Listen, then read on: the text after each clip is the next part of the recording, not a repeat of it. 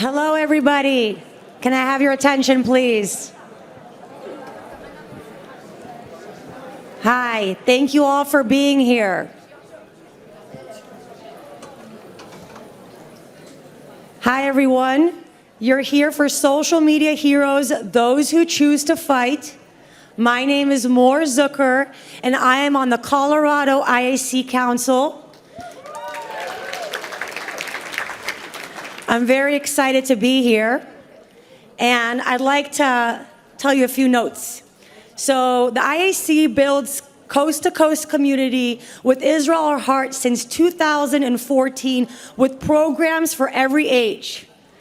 I hope you're involved with our local activities, and if not, please connect with one of our dedicated team members. As you've heard before, I'm going to make you all do this right now.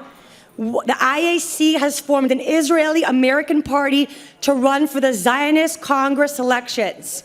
And do you see this QR code? I'm going to pull it out for you so you don't use it. Right here. I want everyone to pull out their phones.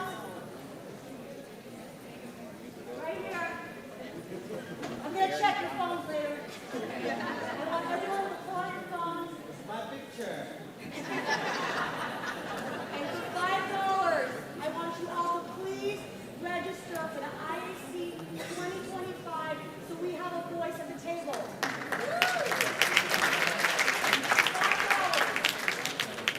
Thank you. I also would like you to please take part in the Unity survey. It's conducted in collaboration with the Ruderman Family Foundation, and there's a QR code right there next to the Israeli flag.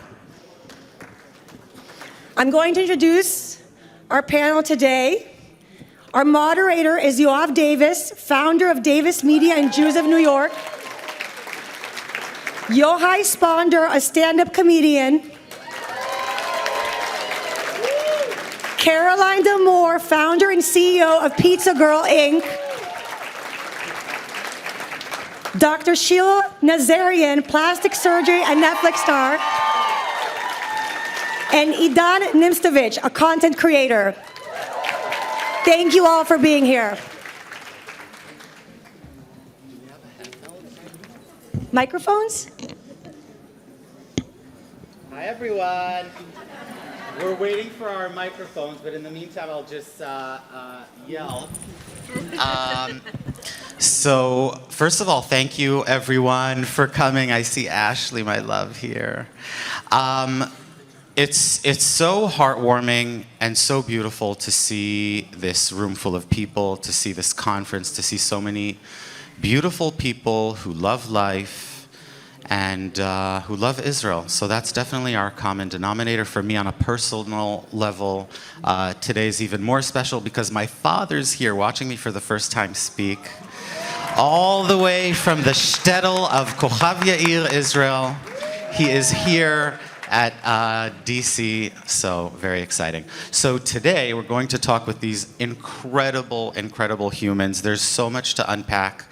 And I really want to also take you behind the scenes of creating content on social media, fighting anti-Semitism, a lot of the conversations that we have behind the scenes, especially with these incredible humans, on how we communicate things, how we bring messages across. A lot of it is from personal life stories, and we'll definitely dive into that in a minute. So, first of all, I'd like to start with a question that I'm not sure everyone knows or that you've shared before. Where exactly were you on October 7th? Where was I? I was traveling. I'm Caroline, by the way, for those of you that don't know. Most people just call me the pizza girl. I'll take it. Or pink hair girl. Or pink also. hair girl. Or the Malibu Italian, because that's what I referred to myself in my very first video. I was traveling for work for my company, Pizza Girl, and I had just maybe a month, less than a month prior, started dating this incredible Israeli man, but other than how... And Mazal Tov. Thank you. Hello. She got married to the handsome man with the hat here. The most beautiful couple ever. Yes, sorry. Thank you. I love you. And I am one of those people that truly knew nothing. Like, I knew nothing. I knew I had Jewish friends.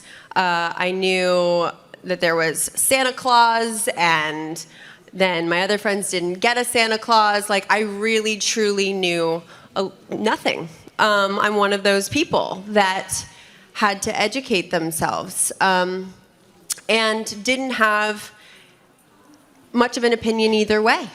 I just saw something was clearly going on because this new man that I was dating wasn't paying attention to me at all. He was just glued to his phone on the floor in the airport. And I was offended. No. You know, and then I was just kind of getting little tidbits here and there. But I'll tell you, for me, that was like news, and it was scary. I still didn't understand the impact until friends of mine, neighbors, girlfriends, were calling me freaking out. So anyway, I'll get into my story at another as we continue on. But for me, it was an interesting awakening of anti-Semitism and hate that I had never been privy to prior to October 7th. So yeah. Hi everyone, I'm Dr. Sheila Nazarian. I am your accidental activist. I actually started speaking up for Israel and for the Jewish people May of 2021 at that conflict when I saw my colleagues, you know, the same lies, apartheid, genocide, colonialist. And, you know, I'm like, you guys have 100,000 followers, I have 500,000 followers, F you all, and I'm gonna spread the truth. And I have to tell you, I kept doing that, and everybody was like, yeah, okay, oh, yeah, okay. And then when October 7th happened, I was home, and then all of a sudden, I feel like everyone woke up. And my entire feed was, you know, Israel and Jews and politics that whole time. And it was kind of, you know, I saw it happen. My family and myself escaped first generation from Iran and the Islamic extremism that we've been talking about this whole time. I started calling that out 4 years ago, and I was called, you know, Islamophobe, blah, blah, blah. I started calling out Black Lives Matter when they were marching in the streets because they had anti-Semitism in their charter. And you can't claim to be bigoted against and be bigoted against Jews. It doesn't work that way. And so again, when I start seeing a lot of people, oh my God, anti-Semitism, and why, you know, the Women's March who had Linda Sarsour as a founder, oh, they're not marching with us. And Black Lives Matter is like posting the parachuters coming down, oh, they don't like us either. And like, again and again and again, I feel like a lot of people who had their head in the sand, you know, and excusing these things and really just taking scraps, to be honest with you.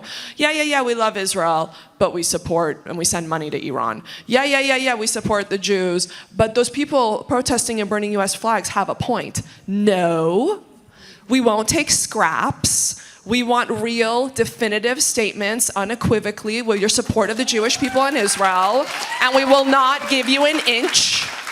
You don't get to say little things on the other side or do whataboutisms or moral equivalency, no. And so I was home October 7th, and I started seeing people wake up, and it made me mad that they hadn't woken up before. But you know, the silver lining is we're more united than ever. We're all here. We all understand more. And you know what? The trauma of past generations, maybe, the Iranians have current trauma. The past generations we understand. And when we say never forget and we say never again, that's now.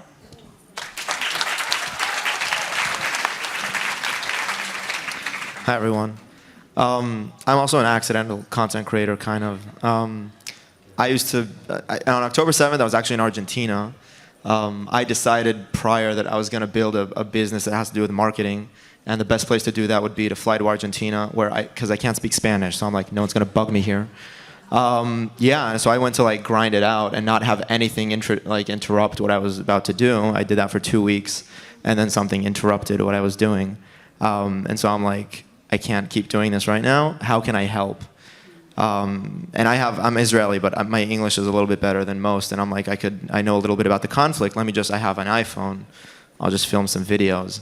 And that's kind of how I became a content creator. So yeah, I was in Argentina on October 7th. Hi guys. Sorry to lower the English for everyone, but this is, I didn't understand, by the way, anything here. So, but the question, where were we? Where we were? Me and my wife. Trust Yohay to be the Yes. only one to answer that question in a funny way, but that's who he is. We were home, and we were home. We have a baby. We thought it's a regular siren that happens every 2 years. Like we have like the Mundial, but every 2 years we have this summer with sirens that you're going to the shelter. We even joked about it, me, my wife, and myself, that it's But then when we got back home, we realized it's a total different story right now, and Israel in a war. For me, it wasn't strange to jump on that. I don't like the word asbara. I don't think we should explain anything. But the public relation card, for me, it was very natural because it's something that we already do in Funny Monday, the project that Shachar Hasson and I founded it's Stand Up for Israel, and it's also against the BDS. We call it the Zionism by Stand Up, ZBS.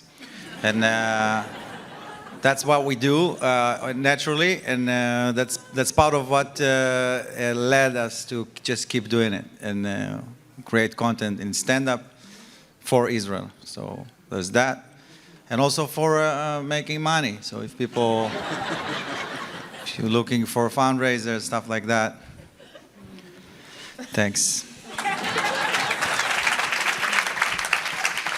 Incredible answers. So for me, October 7th, I feel like, first of all, I was in New York in my apartment. It was very late at night already in New York. And I'm connected to all these apps and notifications, and suddenly I just saw something didn't make sense. The phone will not stop vibrating with missile alerts throughout Israel nonstop. Like this is either a bug, this might be like some form of like digital terrorism. Like this can't be true, and I had a gut feeling that like the thing we've feared most of is actually happening. I have the privilege to work with Noah Tishby, who's an amazing queen, and literally from that second, she was in Shabbat dinner in LA at I think it was 8, and literally 24 hours of not sleeping and just trying to update the world, finding people to interview live, understand. The first few hours, it was so unclear. Like, what is this? What is happening? And everything was just, I was just speechless, and it was insane. But October 8th, because there are two atrocities that are happening here and that have happened. And the first one is what a genocidal, jihadi Islamic terror organization has done, which should be no surprise. It's what they've promised to do. It's what they will do. It's what they would do if they can. But the atrocities of October 8th are different, because that's where we're seeing people on social media saying that everything that happened is completely justified. And this is great. And this is what happens, and there's consequences to context and all these discussions that we later had because we had to answer it. So in that time frame, the other thing that really was crazy to me on a personal level was that things just keep on feeling like they're getting worse. instead of being further away from October 7th and what happened and having the opportunity to explain to the world, this is the real face, this is who they are, things just get worse and worse and worse. And it's a very, very insane reality.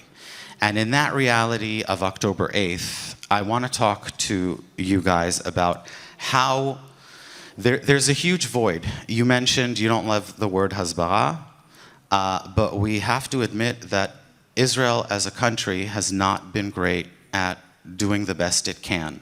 And this is where these incredible people, and these people have platforms and have a life before October 7th, and they're putting it literally in danger and at the front line of their businesses.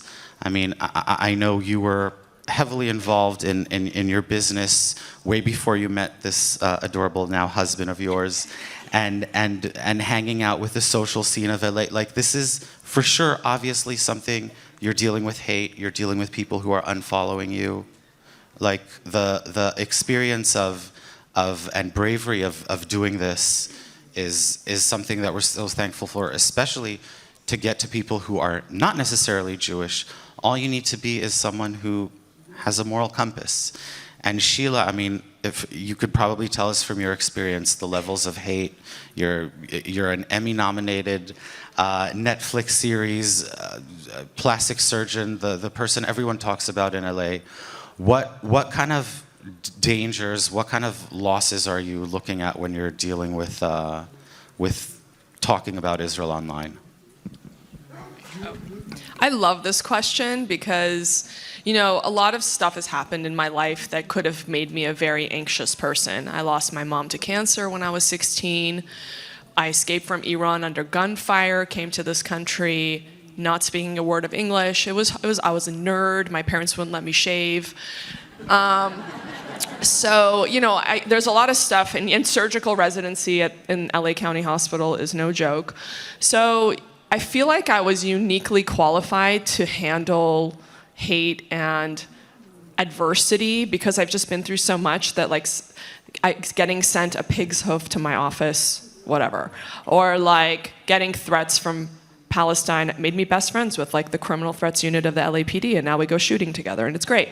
So, but I did think I was going to lose everything. I did. I thought, you know what? I've built it. I said everything that I was going to do. I did it. And now it's time to just lose it all. And, you know, because this is too important, my family already left Iran. I don't want to have to do that. I don't want to let America go down. America took us in, gave me everything that I have. And so I wasn't going to let it happen here. Because I will tell you, it happened like that in Iran. And it was the Communist Party of Iran. It was the university campus protests. Everything you're seeing happen here now is the Iranian playbook. And guess what? We just found out Iran was funding all of the university campus stuff. So I've seen this before. I can't let it happen again here. Getting back to my business. I literally thought, I'm in LA. I thought I was going to lose all my patients, lose my practice. And the exact opposite thing happened. And I want to tell the story of, And I want to encourage you guys, I want to tell you the story of Abraham. And this was brought up by Sandy Hagee from Kufi when I was on stage. She was interviewing me. What did Abraham beg for like hundreds of years? A son. And when he was 900 years old, he finally gets his son. And what does God ask him to do? Sacrifice his son. And what did he do? He walked with his son up that hill. He was about to sacrifice his son. And what did God do? It was a joke. Okay, no, it wasn't a joke. He said, don't sacrifice your son, and I'm going to give you so much more. I'm going to give you Israel. And I feel like it was the same thing with me. I studied 33 years to become a plastic surgeon. Late nights, straight A's my entire life, best scores. You don't get into plastic surgery residency. It's very competitive. And what was I going to do? I was about to sacrifice it. And God did exactly what he did to Abraham. He let me keep it, and he gave me so much more. Yes. So you will not get canceled for speaking from a place of love and truth And not your truth, the truth. Okay? So stick to your core values, speak what you believe, speak what you know is right. God rewards the authentic and the truth tellers. Incredible. Authenticity is literally ranked among the top things that are actually best performing on social, together with babies, dogs, and sex. Speaking of sex, Yohay, I know that. given the microphone, authenticity as something that works so well on social media. When you find a funny situation in life or something funny, what's the process? How does that work in terms of creating content? You just take it on stage. If you find it is funny, you take it on stage exactly as it was, as close as it gets. So making everything you did in Hebrew has been working for years. You're very well known in Israel as a comedian. Thank you. That is correct. But when it comes to English, how did that?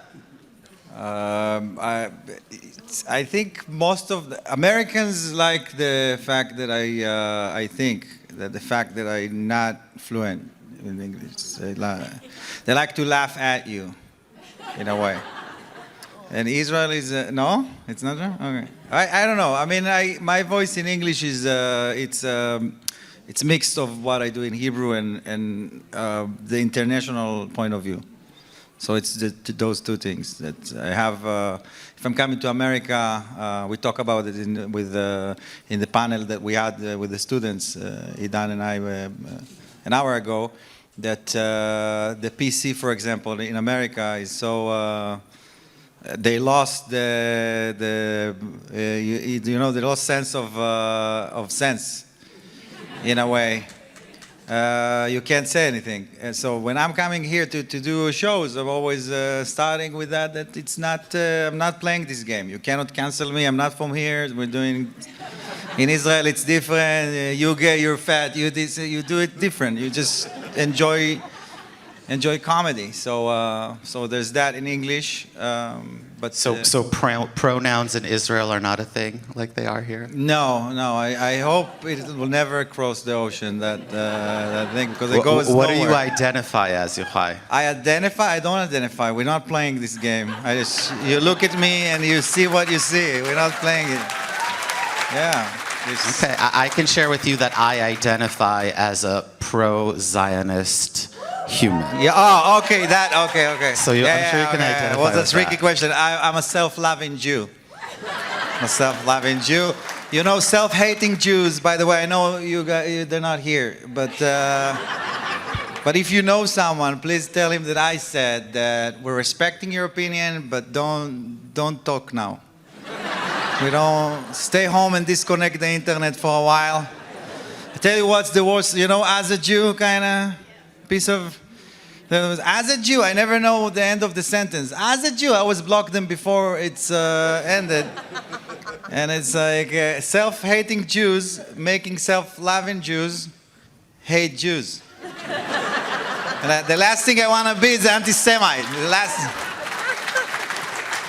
I love that. Anytime a sentence starts with "as a Jew," just delete it. Block the Don't guy. even look. Yeah. Okay. That's also, I wanted to talk more about what we started talking about with Sheila. From that point of view, as a non-Jew, and also trying to explain the situation as it is to non-Jews, how has that been for you on social media? Yeah, so for me, like I said, after hearing your story, I understand why you come with such a strength, but that can also come off as scary. You know what I mean? To some people that don't know. Do you know what I'm saying? But hearing your story, that actually made me understand you more. And I don't think everybody knows all of your story, and I think that's important, right? And then hearing, I do my best to try to listen to everyone. I don't just say that I know all the answers, and there's a lot of us out there. And I was able to come onto this side through kind people who gave me the time of day and let me ask questions that maybe weren't so smart. And I think that there's a lot of us out there that don't know the history and the details. And these are people that we want to get over onto this side of understanding. So I think also respecting that they're on their journey too is super important, because that's why I'm here today, right? Like, the reason I spoke up for the first time was because I saw something super hateful, and I will always stand up against the bully and the hateful person. So the first time I spoke up, it was when somebody just posted, "I lost my friend at the Nova Festival." And then I saw that page riddled with hate. And that made me so upset. I was like, how dare you? This person just lost somebody in the most horrific way, and you are spewing hate towards them. So all I knew, what was in my gut, what was in my heart, and that's it. I didn't know the history. I didn't know anything. I just knew right from wrong. And I spoke up. I looked like crap. I said, this is terrible. I had wet hair. I went into my backyard and I just looked at my phone. I need to get some lessons from you with like all your like incredible editing and your videos. Like, I'm a huge fan of yours, by the way. I'm like super fangirling. If you guys don't follow, please do now, because it's amazing. But I didn't know shit. I just knew that this was messed up and I wasn't going to stand for it. So I went into my backyard and I said, guys, stop being assholes to Jewish people who did nothing to deserve it. That's literally all I said. I put my phone away. I went to a concert that night thinking I was going to go on with my life. Looked at my phone, was horrified. I was like, why is there 50,000 views on that simple thing I said in my backyard? And then the next day, 6 million views on that one video, where there's no editing, there's no educational background information. I just said, what you're doing is messed up. That scared me for about 48 hours. I was like, am I going to lose everything? Why? What I'm saying is coming from here. I have investors in my business. I have a lot of people who were very upset. But then, this is the magic, okay? Then I get an outpouring of love from beautiful faces that I'm seeing right now. Mostly women, I have to say, coming out to me as moms, as just teary-eyed moms, saying, thank you so much. And I'm like shaking right now because it makes me emotional. I'm a very emotional person. I don't know if you guys know this about me yet. But these moms were just like, God, thank you, I'm terrified. And that's what led me to my next post, which led me to my next post. It was all natural. It was not anything other than a feeling, and I think we have to give space for people that don't know everything. And actually, I just ran into Elon Levy and Nate Buzz in a room, and they had met me right in the beginning of my journey of understanding, and they were like, Elon was like, oh, in the beginning, you didn't even want to take a picture with me. And I was like, well, that's true. Yeah, I was scared. I didn't know much about you and da-da-da, you know? And now I'm like, hey, buddy, what's up? And Nate was like, I feel like you're like one of the most educated people now, just by, you know, don't tell me to educate myself, because that's exactly what I did. And through education and going to Israel and meeting the beautiful hearts and souls that I met, there's no denying good versus evil, right versus wrong. That's all I know, and that's why I'm up here. Yeah, she mentioned the education, about the education. So in a nice song of Pink Floyd, they're saying, we don't need no education. And now when Roger Waters show us that he doesn't need an education. So yeah, I mean, Pink Floyd, you pink. Okay. I don't want to be associated. That one I won't take a picture with. That's true. Education, though, for the rest of the world and for people who don't understand the complexity of things, is something that we are trying to help with, and just sharing information, sharing the truth, like you said, Sheila. Idan, I want to talk about your artistic process. So the videos you create are literally a masterpiece, a work of art, video art, from the words to the visuals to everything that you put into even just one video. It's kind of a little different than what we see on social media, and we can give that example that you just spoke about, like walking to the back of your house with wet hair and looking like crap and a one-shot video. Like that's one way of doing it. But of course other stuff are more detailed. But with Idan, it's really like, it's a huge, huge process, I'm sure, even just with the lyrics. So can you walk us through how that works for you? Yeah, sure. First of all, thank you. Appreciate that.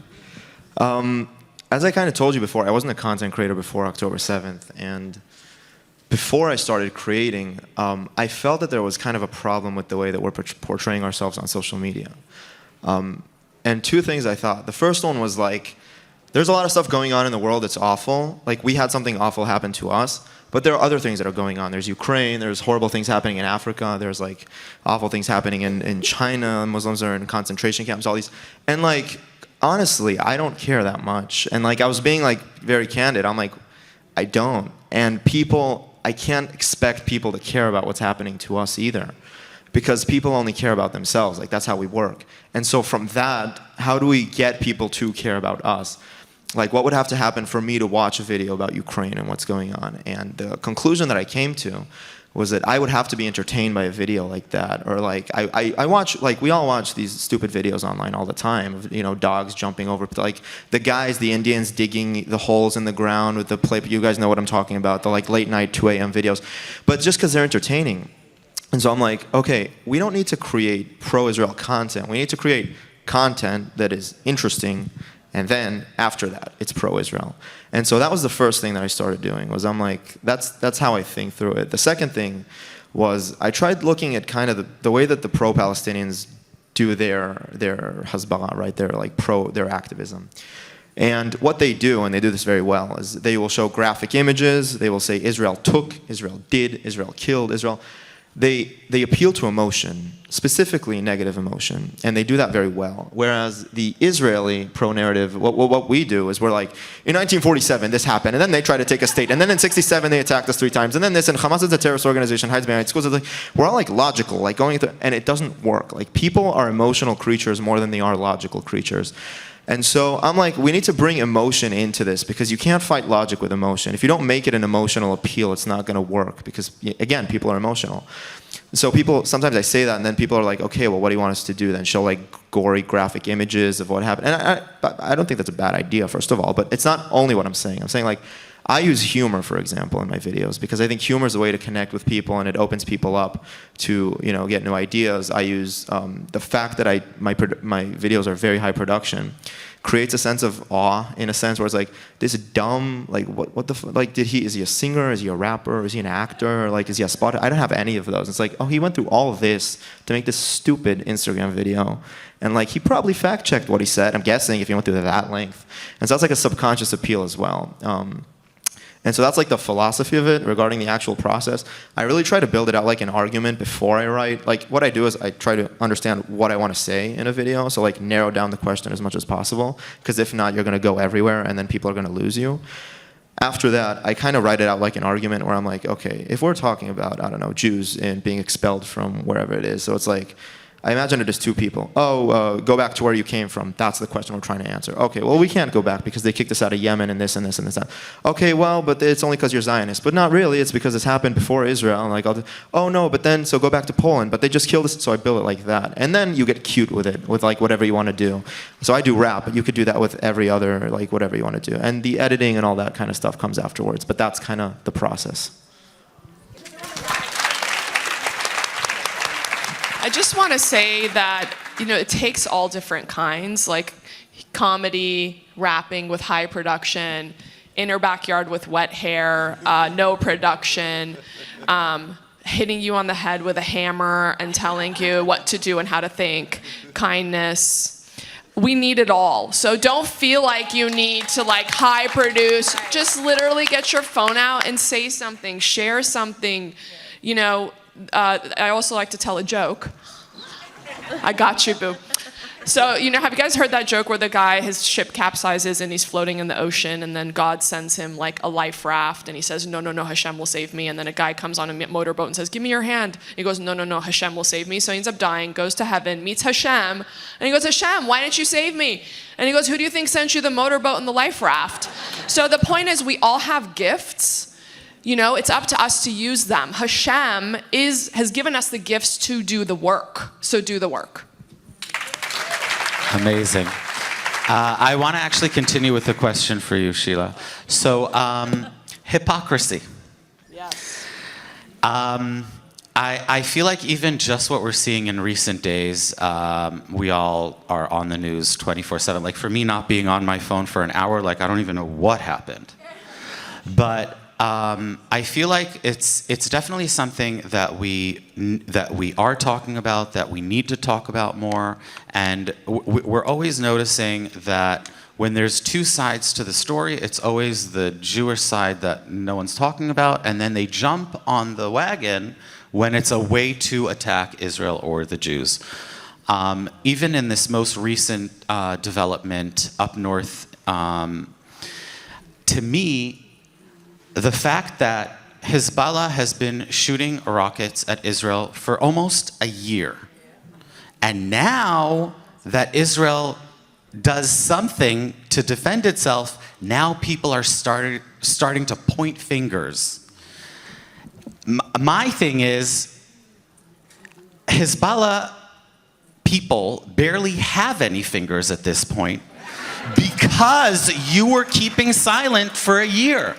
Like if the world would have said to Hezbollah, comply with international law, go back to the border of Litani, stop firing at Israel, Israel wouldn't have to defend itself. But they keep silent for a whole year, then Israel does something, and then they're pointing fingers at Israel. So that is also something that you and I have spoken about regardless when it came to Iran, and the understanding of semantics and everything that you've all spoken about, the Iranian regime, the difference, if someone says Iran, if someone says the regime, if someone says, that whole in-depth conversation is something that you're really spearheading and helped a lot of other Jewish influencers understand.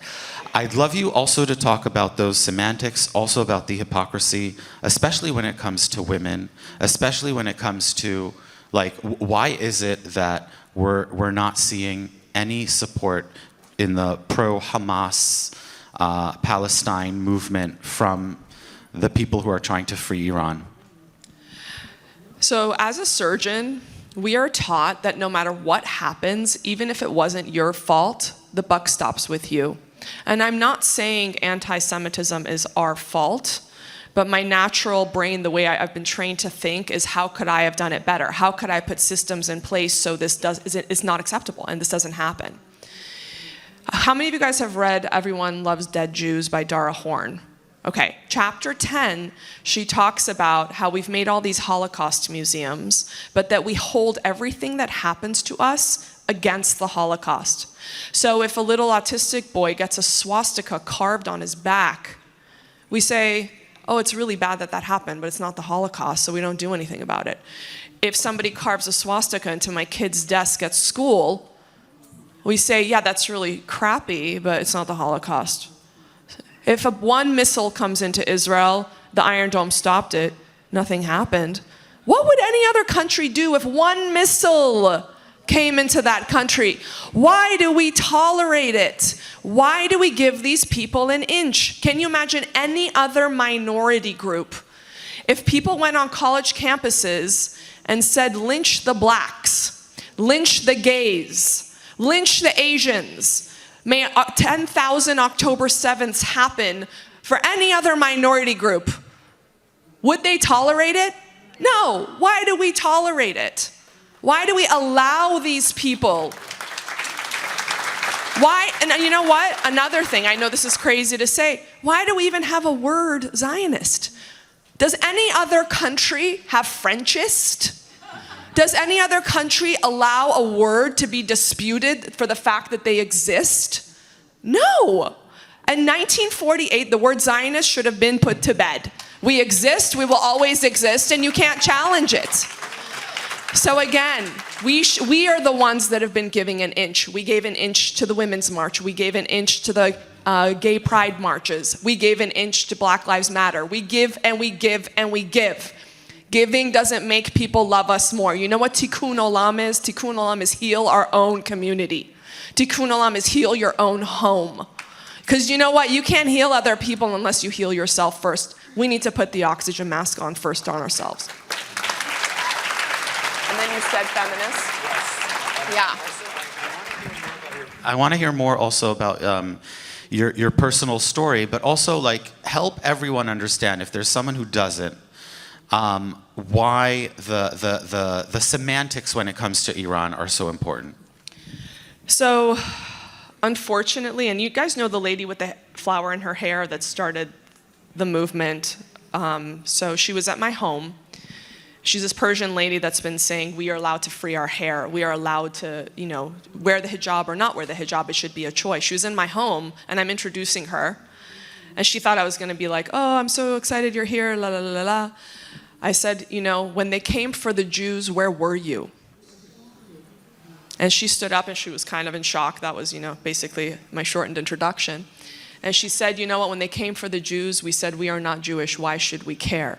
When they came for the Baha'is, they said, we are not Baha'i, why should we care? But when they came for, Massa, we said, we are all Massa, and we woke up, But when my parents, and me as a 6.5-year-old and my sister as a 13-year-old, had to escape Iran on the back of a pickup truck while being shot at by border police so that their 2 daughters can be in a country where women can be women and be successful. How could I, when all this stuff was happening actually in Iran, I was really ambivalent. I didn't start posting 8.5 hours a day like I did for Israel. I've never lived in Israel. But I knew if you dropped my butt in Israel as a Jew and somebody came and beat me up, people would stand up for me. I couldn't say the same about Iran. And so I said, you did this to yourself. You deserve it. And I felt that way for a very long time. And then finally, over time, I said, you know what? These children, these kids are paying for the mistakes of their parents. The same mistakes a lot of people in the US are making right now that their kids will suffer from. And so I said, you know what? No, these kids didn't do it. Their parents did it under the guise of very flowery words. Why is the Shah living in a castle while there's homeless people on the street? Sound familiar? Socialism. All of these beautiful words. DEI, diversity, equity, inclusion. Who doesn't want that? But it has given this oppressed versus oppressor that has allowed our students on campus to be harassed and worse. So again, all of these same words happened in Iran. We smelled it, we heard it. So again, now the people in Iran, from what I've heard from the prince, who's here too, 90% don't even believe in God anymore. Christianity is going up by 20% per year. There's so many of literally, I went to a Muslim wedding in LA on Saturday night. They didn't get married on the Quran. They got married on a book of Persian poetry.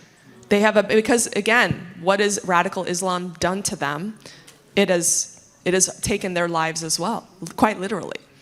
So when we say Iran, a lot of Iranians stand up and say, no, it's the government of Iran that's doing this. We don't agree. 90% of us don't agree. There's 80 million people, right, in Iran, and those are 80 million allies for Israel.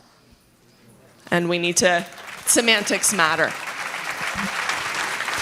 Okay, so I want to get some questions from you. Think about interesting questions for these incredible humans here on stage, and I'm going to jump down. Hands up. Who has a good question for these people? For any question. Not seeing a lot of hands. Oh, here we go. Okay, here, why don't you just take it from here? First of all, thank you so much for everything that you're doing. It's amazing. I follow you and I adore you all. A question I do have is, I have quite a few followers, and every time I see like the Palestinian flag, I'm like, block, block, block. You know, I do want them to see it, but I don't want to get attacked. So what do you guys do when you see those kind of people following you? I can tell you something that I've noticed big time. Like October 8th, everybody's terrified. We're being obliterated with all of these, words, genocide, baby killer, this, that. You're doing all these things. And I have to tell you, the bots are running out of budget because they are no longer this aggressive and scary. I have a couple friends that wanted to speak out, started speaking out, and then retreated. And then because of me doing it for this long, I can tell you right now, it's not as bad as it feels instantly, right? If you can get through the first couple posts and whatnot, you'll see. And you can see who's real and who's not. If they have a weird emoji picture and no actual facts, they're not going to show their face like we are and put their business on the line. No matter what side they're on, they're not worth your time. Okay, if they're hiding behind masks on the street or masks on social media, do not give them your precious time. If they are somebody who is curious, who's coming at it with, yeah, I just don't like the way this is going down. I personally have changed minds by having conversations, by being kind, and by allowing them to come to me with questions. And it's worked. I think that there is a kind way that you can go about it. It's working for me. My business is not destroyed. I've made so many new incredible friends. The people that have come up to me on the streets have been nothing but love. I think I got one middle finger in Montreal, and that's it. Honestly, everything else has been emotional, it's been beautiful, and I've been inspired, honestly, by the Jewish community and how light and loving you guys are. You could be hateful, you could be angry, you could be super pissed off, and some of you are. No, you are. I'm just kidding. No, but the majority of what is happening after something so tragic is just light and love, and it inspired me to keep talking up. So I say, don't be scared of the first initial rush of hate. That's what they want. They want you to just get really scared. My business, my life, everything's gonna go, and then just hide. And a lot of my friends who did that initially have seen me fight this battle since October 8th, 9th, something like that, and still be just fine, and actually thriving. So do not worry. If you come from a loving place, you're gonna be okay. Sheila, do you want to say Also, they are all bots, so what you can all do, go into settings, go to comments, and then write the only people that are able to comment on your post are people who follow you or who follow you back. Bots gone. Yeah. Very practical. As soon as I did that, all gone. I think I have maybe a little bit of a different take on that. So I like when people like that comment on my stuff because I think that it's a great way to gauge what the other side is thinking. Even if it's bots, people are telling them what to say. And I often look at those kind of comments and I'm like, oh, that's okay, interesting talking point. Let me reference that in another video because this is probably what people are saying. This is a talking point. So if I see someone being like, go back to where you came from, I'm like, great idea. Let me tell you why I can. And so I like that. Also, in my video specifically, I like to make it so that the beginnings are kind of ambiguous in terms of this is a pro-Israel or pro-Palestine video. So, and the reason is because I want to draw them in because that's the people who we're trying to influence at the end of the day. So if they're watching the content, that's a good sign. Even so much so to the fact that I have videos where for example, a video where it's a rap battle between Israel, Hamas. And at the beginning, it's just exchanging slurs. And then it actually goes into what it is. And I see pro-Palestine people posting it because they're too stupid to watch the whole thing. And then they're literally posting a video where it's Hamas is I'm going to beat you like I beat my wife. And they're posting all this stuff. And they're yeah, Hamas killed this. I'm you stupid. So I actually like when they comment. It's also good for the algorithm. And if you get past the fact that the threats, they're not going to do anything to you. So yeah, I actually like it when that happens.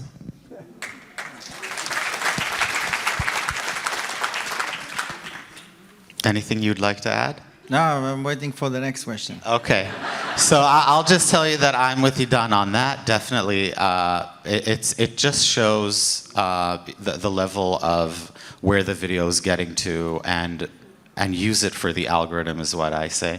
In terms of running out of budget and seeing less bots, I do agree. I think they have diverted their budget into purchasing beepers.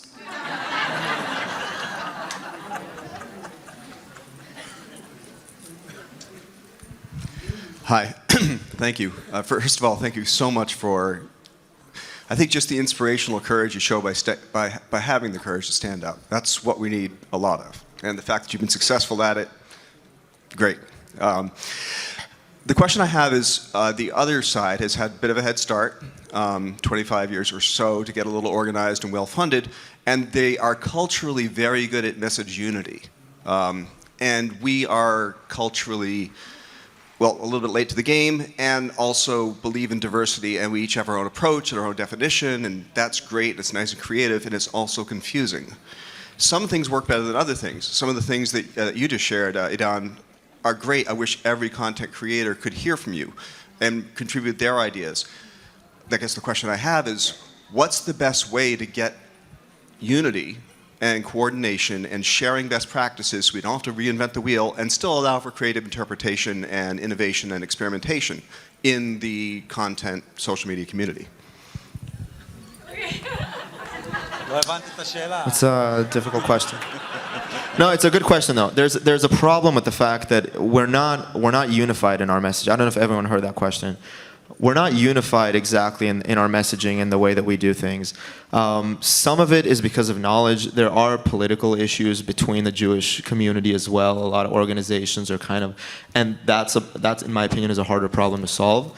I think it's like, I don't even know if I could say that we could have some kind of a unite message. Like at the end of the day, all of our talking points are the same. If you look at the pro-Israel side and the pro-Palestine side, like most of the time, there's not too many things to say. It's like the same 5 like main talking points, and they kind of branch out.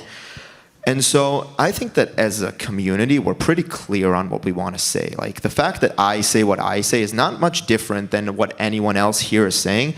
It's more about how we say it. It's different. And the fact that it is different, in my opinion, is not bad. Because the way that everyone consumes messages in a different way, and everyone connects to different kind of people. That's why different type of influencers also work. Like I'm sure that your audiences and my audiences, like if it wasn't pro-Israel, would be different, right? Because, you know, that's the nature of it. And so I don't think that we need to have unity in how we say things. We already have unity in what we want to say. We just need more people to speak up.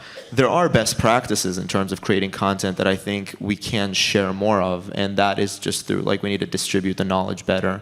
But, you know, I think that we are pretty united in the kind of messaging that we want to say. It's just about each person having his own voice and saying it in a different way and having the courage to speak up. And we'll try our best to share best practices. That's also on us. Caroline has something to add as well. One thing I just wanted to add to that is we also don't expect every single person to be a content creator. Like some of us fell into it, and now we're going to continue because it seems to be something we were called to do. But what's great about us is that you can amplify the voices that you connect with.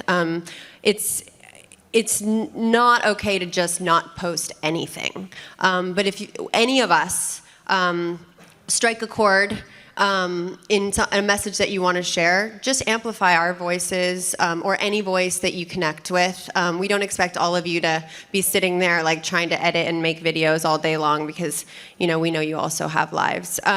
So I think it's okay to just find people you connect with their message. You like a message, share it, amplify a voice that you connect with. Easier. I just want to say I think it's an excellent question, and it's never going to happen because culturally, you know, even my rabbi jokes, if you ask 2 Jews, you're going to get 10 answers. Like, you know, so I think culture is never going to happen. And I saw that starkly when I spoke at Christians United for Israel. They are clear. They are focused. They all have one message. When people broke into the room and said Kufi kills or Israel kills, they all turn around and say Israel lives. Israel lives. All of them. Like soldiers. We're not going to have that.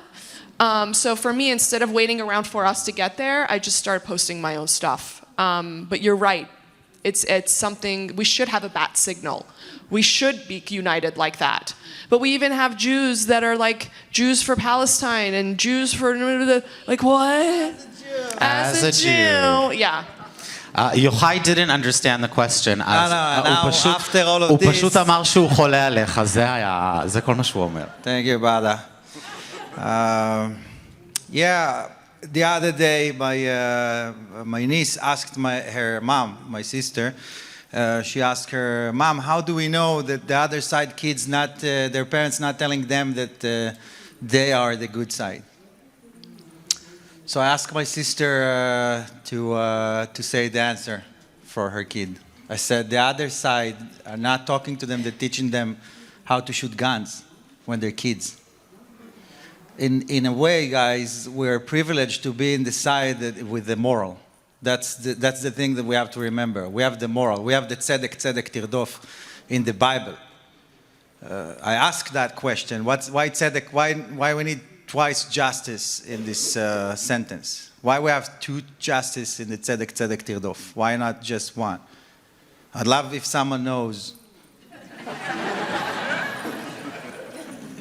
So it's good also to educate. So the answer was that we chase justice with justice. That's why it's twice justice. And we're the only country that I ever heard that we risk, for rescuing a Muslim from Muslim captivities, we just send soldier, we risk our soldier to rescue a Muslim person because he's a Bedouin Israeli from Muslim captivity. And ask each and every other Israeli, will tell you that we did the right thing, that we support that, because he deserved to be back with his family. Because we don't look at them the way they look at us. Oh, you Muslims, so you're different, so you have to. We don't do that. We just have a better moral and better values. And that's the nation that I'm so proud to be part of. The nation that sees life as a holy thing, no matter what, and that's exactly the opposite, and we saw that also We're in... desperate for peace, and we're willing to live for it.